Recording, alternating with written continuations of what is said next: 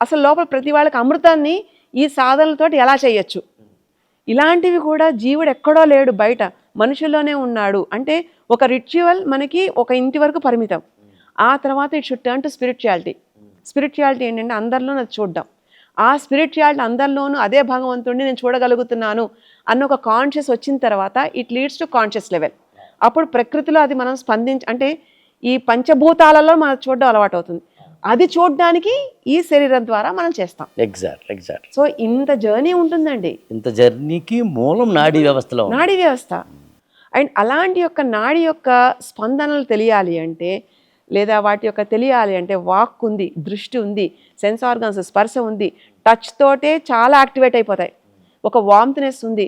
ఒకళ్ళు ఎవరైనా కష్టంలో ఉన్నారనుకోండి, నువ్వు ఆ కష్టం తీయక్కర్లా, కానీ వినే అంత ఓపిక నీకు ఉండాలి. కాసేపు చెవక్కడ పడే, పంచ ఇంద్రియాల ద్వారా పొందే అనుభూతికి సంబంధించింది. అప్పుడు ఆటోమేటిక్గా వాళ్ళకి వాళ్ళ రూమ్లో ఒక స్పేస్ దొరుకుతుంది. మహాసముద్రం లాంటి ఒక కష్టాన్ని వినేంత ఓపిక ఉంటే అంత సముద్ర గర్భంలో కూడా ఒక ప్రశాంతతని వాళ్ళు పొందగలుగుతారు.